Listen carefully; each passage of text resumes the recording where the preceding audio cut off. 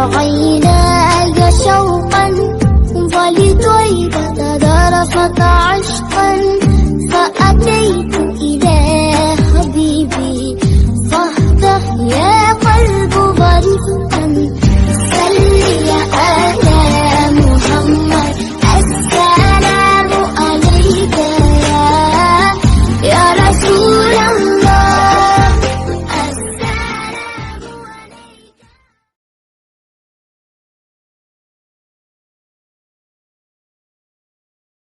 आज हम एक नई एक्सरसाइज स्टार्ट करना चाह रहे हैं यूनिट 1 की एक्सरसाइज 1.3 और इसका क्वेश्चन 1 लिया है जो कि हमारी Sindh text book board Jamshoro class 8 की चल रही है। ठीक है, इस क्वेश्चन में आपको जो है वेन डायग्राम जो है वो ड्रॉ करने के लिए बोला गया और आपको 3 सेट्स दिए गए हैं। ए सेट है जिसमें 5, 6, 7 इसके एलिमेंट्स हैं, बी सेट है जिसके एलिमेंट्स 6, 7, 8 हैं और सी सेट है इसके एलिमेंट्स 7, 8 और 9 हैं। ठीक है, अब इसको कहा है कि आप ना वेन डायग्राम के थ्रू आप इसको रिप्रेजेंट करेंगे।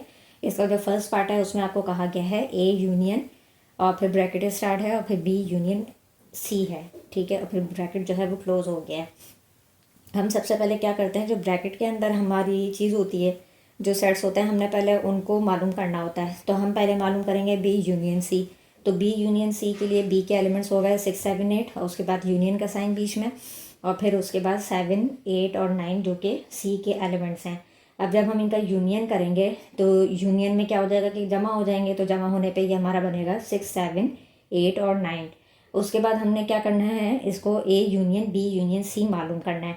तो ए के एलिमेंट्स क्या हैं हमारे 5, 6, 7 और उसके बाद हमने यूनियन का साइन दे दिया है। उसके बाद बी यूनियन सी हमारा क्या है 6, 7, 8 और 9। अब हमने क्या करना है, इन दोनों का यूनियन कर लेना है। तो जब हम इसका यूनियन करेंगे तो वो हमारा निकल कर आ रहा है 5, 6, 7, 8 और 9। अब हमें क्या असल काम है हमारा, ये हमने सॉल्यूशन इसलिए की ताकि हमें पता चल जाए कि हमें वेन डायग्राम किस तरीके से ड्रॉ करना है। तो आपने ये फर्स्ट सर्किल जो है वो बी सेट का दे दिया, ये सेकंड सर्किल जो है आपका सी सेट का हो गया। ठीक है, अब आपने क्या करना है कि बी के एलिमेंट्स में से देखना है और सी के एलिमेंट्स में से देखना है कि दोनों में से कॉमन कौन कौन से हैं। ठीक है, तो हमने जब देखा बी और सी ये, तो बी और सी में जो हमारे कॉमन निकल रहे हैं एलिमेंट्स वो हैं 7 और 8। ठीक है, 7, 8 इसमें भी है, सी में भी और बी में भी। तो जो कॉमन एलिमेंट्स होते हैं वो जहाँ पे हमारे ये सर्कल्स ओवरलैप हो रहे होते हैं तो हम वहाँ पे लिखते हैं कॉमन एलिमेंट्स को, तो वो होगा 7 और 8। ठीक है, अब उसके बाद जो एलिमेंट्स बच जाते हैं, जैसे बी का एलिमेंट क्या बचा 6, वो यहाँ पे लिख दिया और सी का एलिमेंट हमारा बचा 9, तो वो हमने यहाँ पे लिख दिया। अब हमें क्योंकि यूनियन शो करना है तो यूनियन में हम क्या करते हैं कि सर्कल्स को जो है वो पूरा हम लाइन्स के ज़रिए से जो है वो शो कर देंगे, शेडिंग करेंगे एक तरह से। ठीक है, आप कलर यूज़ कर लीजिएगा, मैंने सिर्फ शेडिंग के लिए यहाँ पे लाइन्स कर दी हैं। ये हो गया हमारा बी यूनियन सी। अब आपको मालूम करना है a union b union c, तो उसके लिए आप क्या करेंगे, आपको 3 सर्कल्स की ज़रूरत पड़ेगी। 3 सर्कल्स के लिए आपने क्या करना है कि ये आपका ए सर्कल हो गया, ठीक है, और ये आपका बी का सर्कल हो गया और फिर उसके बाद ये सी का सर्कल हो गया। ठीक है, अब हमने ए और बी में देखना है कि ए और बी में हमारे कॉमन एलिमेंट्स क्या हैं, वो है 6 और 7। तो जो कॉमन एलिमेंट्स होते हैं, हम जहाँ पे ये सर्कल्स ओवरलैप हो रहे हैं वहाँ पे हम 6 और 7 को लिख देते हैं। उसके बाद ए का जो एलिमेंट बचा है वो 6, 5 बचा है यहाँ पे जो हम देख रहे हैं। ठीक है, और बी का एलिमेंट जो है वो 8 बचा है, तो वो हमने यहाँ पे लिख दिया।